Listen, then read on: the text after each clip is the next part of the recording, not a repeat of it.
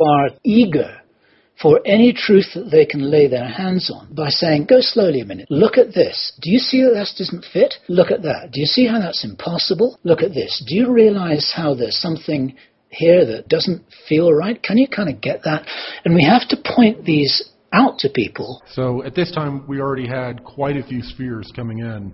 In 2012, hundreds of these spheres, the size of the Moon, Jupiter, and Neptune, started to come into our solar system.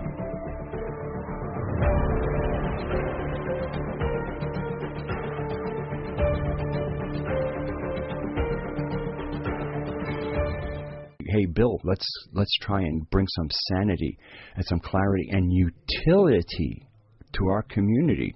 There's work to be done, real world work. Bill has brought something into the alternative community conversation pit, and when he had the talking stick, what he did was he brought up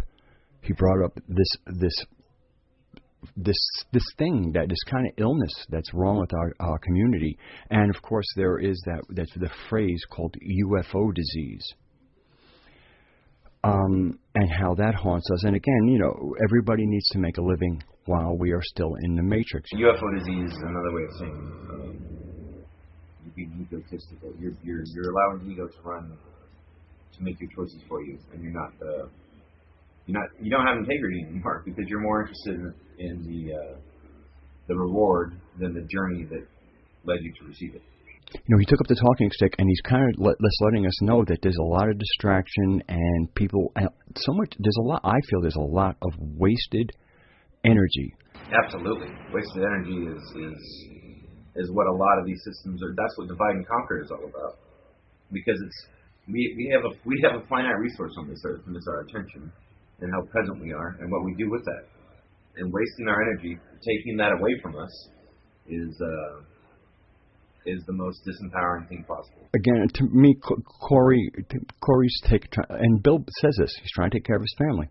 And that's why I don't want to make it about personalities. Because if Corey is doing very well, then that's because there's an audience for him. If Corey is doing well, it's because there's an audience. That's right. That is a truthful statement, but is that something that we want to actively support? Or perhaps actively not support? I think that the audience that Corey has, they're not his audience members because of an authentic message. They've been sort of roped into it. And unfortunately, either through poor research methods or just a lack of understanding how to formulate and figure out a situation, what you need, evidence, proof, correlation, something. In Corey's case, something at all would be good. But if you don't have something like that, you need to make a distinction between this very probably not being real. I feel that part of the agencies, by distracting people in ways that for some of us are like, oh my God, what's going on here? Where they're almost trying to get us to separate in a very disdainful way. It's just like, hey, these freaking idiots, they just can't think for themselves. The sheeple. Okay. More divide and conquer. More excellent knowledge of our psychological responses to certain stimuli. A really well-built system. That's what I see. The ability to divide us and subdivide us into these small little chambers where, if you really look at it, the same thoughts circle in these chambers, in these groups of people. And they must be well-orchestrated thoughts because they hook into our psyche very easily. They stick with us, and we support them even often without doing any research to check their validity at all. We repeat these talking points, and we can find ourselves in several subcategories, but usually it's along one branch. The right-left divide is a great one. And then in between those two divisions, there's more subdivisions within there, which can go further and further, all the way to where you get to the point that you probably hold a lot of dissonant thoughts where certain subgroups you identify with conflict with other ones, even though you sort of believe in some and not the others. And none of it is really authentically your ideas. It's just ideas you've heard and agreed with because they sounded good, not because you went and looked and did the back searching. Because it takes time, and we're very busy. We work 40 hours a week minimum, or a lot more, and I think that's the point of working that much, because you're distracted all the time. and all you want after work is a cookie or TV or a beer or whatever, not to actually sit down and research and see if the headlines that you saw for 20 seconds or 30 minutes on TV have any validity in reality by doing your own research. And I think that's the thing that's going to change a lot of what's going on here, is that people are starting to do their own research. They're starting to catch on that what they felt innately was incorrect actually is incorrect, and we can back it up, and we can start doing this stuff for ourselves. There's a separate narrative, and that's one of the reasons why there's so much pressure on people like Alex Jones and that whole movement, because it is a narrative that the people who find that narrative finds it's a lot closer to reality than the mainstream narrative, which is the Matrix reality. The Matrix is largely a media event, because that's why the tubes are there. I think that the idea of the Matrix is a good idea, because it's a good analogy, and it's a way to shift your mind. But it also is too dichotomous. It's too black and white. Along with the divide and conquer tactic and the separation and the sub-separation of ourselves into all these little groups, there are different levels of understanding all along there. So it's like it's less like there is the Matrix and there isn't the Matrix. There's the Matrix and then there's deeper in and deeper in still. The Matrix is all about subcategorizing us based on injected ideas that would reflect on a person who is attracted to them, which means if they know you're attracted to it, they'll know how you respond to it, and you become even more predictable, especially since these ideas aren't your own, and so you don't have like the depth of knowledge and understanding of how they were crafted. You just pick up on them and react to them. It's like putting chemicals together that you know will do certain things. So these different divide and conquer tactics that put you into echo chambers and inject thought constructs that cause you to be a predictable reactor, because certain key phrases will literally trigger you. It's like we're literally being programmed, and you can say a couple things and somebody will respond in a predictable way. And I think this is the biggest thing that we need to do to break free of it, is just self-awareness, self-analyzation, understanding your reactions, and if you're feeling emotional, you need to recognize that, because you're not going to respond with rationality or logic. You're going to respond with feeling, and feeling doesn't understand that stuff, really. It grasps onto the first thing it gets, but that's not often the right thing. So we have to be very careful on how we allow ourselves to be prodded and poked, and how much prodding and poking we do. People who are still taking their cues from the Matrix, anybody who's involved in any of the stuff that's seeping out like a cesspool from the mainstream media, there's we have to be able to see that as it comes out. And the reason why we do that is because that behavior is AI guided. But again, so we're going back to why we're being subdivided, why divide and conquer happens. It's all about control. It's all about guiding us with the least effort possible, which means getting us into a very, very predictable pattern, which is why we have all these subdivided categories, because it really delineates who you are, and it's very easy to predict your movements after that. I wouldn't necessarily say this is AI in the traditional sense that people understand. We're not looking at a sentient being. We're looking at a very, very smart tool, pattern predictive tool, programmed with knowledge that I am not available, that I don't know. I don't know that much about psychology myself. But we're looking at tools that humans are using. So yes, they are very fallible, and that's why, while they excel at predicting us when we become predictable, they don't excel when we don't. And a lot of people are slipping out of that because we have a lot more knowledge available to us now than we used to. And so it's a lot harder to keep us in these small little predictable boxes. And again, I think that's one of our winning moments. I mean, there are people who really think they've left the Matrix, and they're not. Because, unfortunately, like to me, when people are distracted by soap operas, One Life to Lead on the Secret Space Program, when people are drawn away from that, that is a Matrix creation. Again, the Matrix extended into our community. It weighs some money, some notoriety, security, and of course that the one thing that we always know the dark side from, the contract. Yes, the contract, the binding agreements. It's in paper. I don't know what it is. I think it's something about adding an extra sensory input that makes it seem like the contract is now so necessary because it takes up 4 senses instead of 3.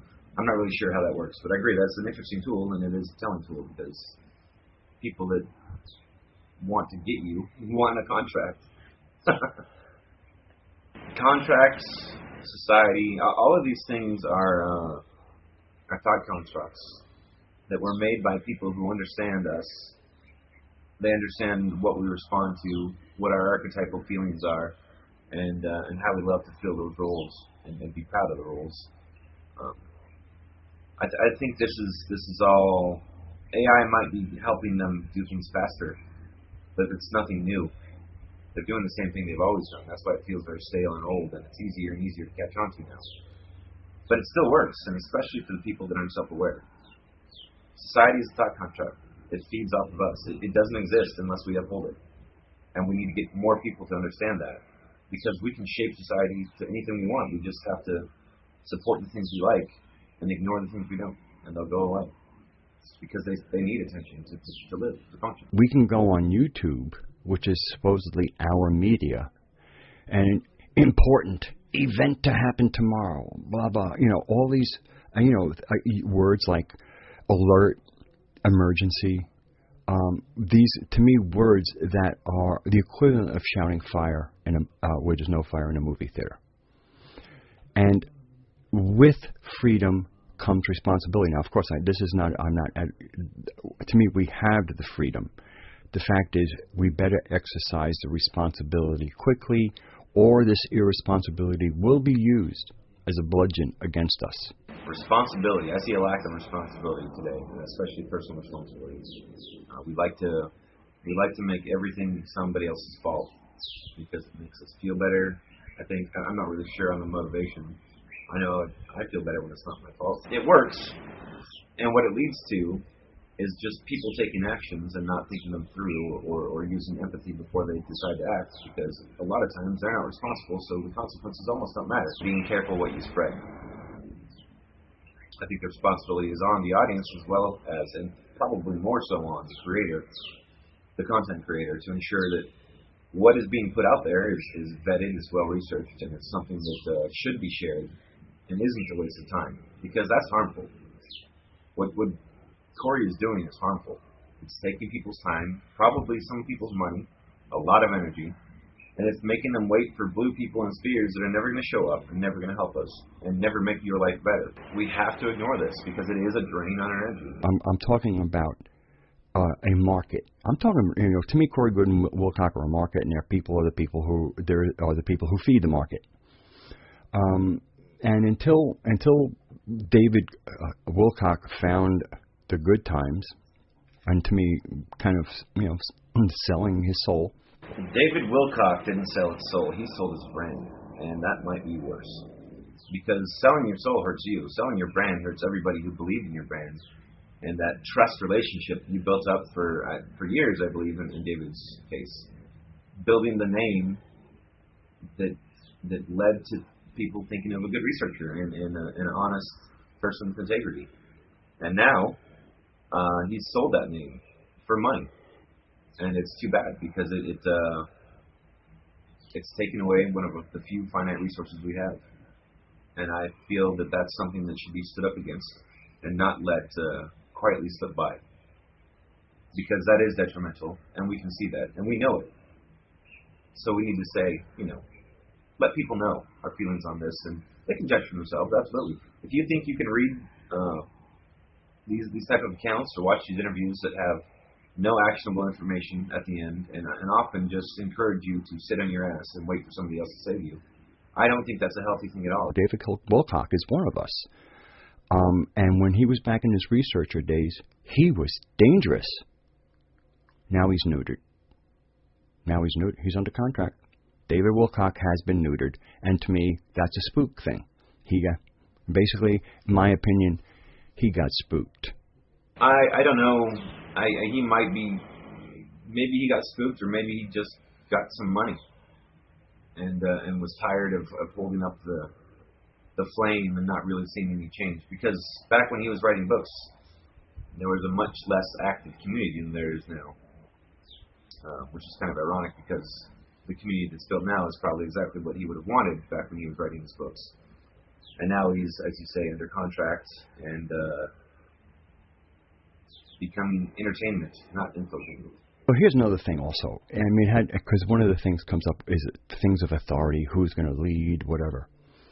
It depends on the environment. It depends on the situation. Let's say you go to a city, you're from a city and you want to go on a jungle hike. Okay? Now, if you go from the city and you take a walk in the jungle, it could be really, really bad. But you have a jungle guide, and this is an experienced jungle guide. He knows how to take people through it and watch out for them, keep them safe. He's got the ears. He knows how to do it.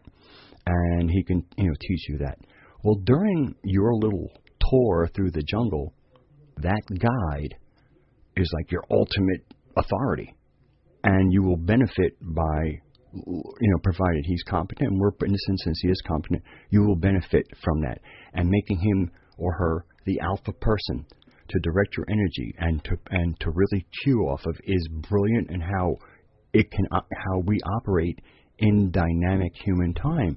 This follows a concept that I learned in the military, where we designate certain people SMEs, subject matter experts, and rank and position are kind of secondary to skill and knowledge. So what we've found is that we recognize that appointment is trumped by experience and knowledge. And I think that's a very important lesson that needs to be carried out a lot more. Now the problem is that people get into these positions of authority and they start to like the perks and the benefits and the feeling of authority, and the ego takes over, and then all kinds of strange things can happen. Integrity gets lost very quickly. So how do you stop that? It's one of our human failings. I'm not really sure. Bill Ryan got the talking stick, and he goes, you know something? I got a little issue here. And like I said, if you're thinking only at the people level, it looks like Bill versus Corey Goode. But when he brings in Richard Dolan as kind of like a supporting thing, you realize this is about what I would like to think is the hygiene of our community, and especially the communications. Right now, our communications are full of noise. And to me, clearing out the noise would not only assist us, but also will get taken more seriously.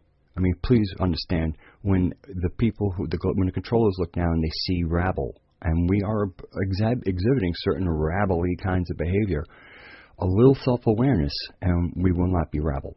The signal-to-noise ratio it's a two-part responsibility. It definitely is the content creator, but it's also the audience, and it involves doing work on not only researching the ideas you're presented, but understanding yourself enough to know when you're being emotionally manipulated.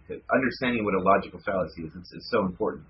Because to me, what is really important here is whether or not Corey is telling the truth or not. For me, now, from one perspective, of course, it matters. Oh, is he telling the truth or not? But here's the thing. Here's how it kind of cuts through. Let's say Corey is telling the truth. All right? Let's say everything Corey says is absolutely true.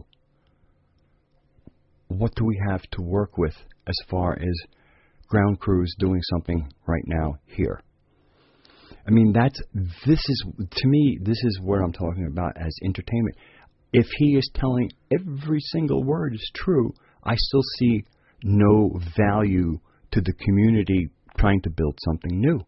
I see a distracted part of our community held in thrall by the next installment, true or not. So this is the point I'm trying to make, that it isn't even the falsehood, which is another story. But to me, to our community, it's just that even if that was truth, that it would have utility to us. What is the utility of the story? That is an excellent question. What is the utility of what we're being told? What is the intent of what we're being told? Might be a good one too. What is the outcome? Did you learn a story about a guy and some cool shit he did that will never apply to you, and you'll never even see proof of it because he said that you won't? How does that help you? How does that make you better? Were you entertained for a brief time? That's okay. That's not a big deal. It's okay to be entertained. But does it give you any actual item? Are you?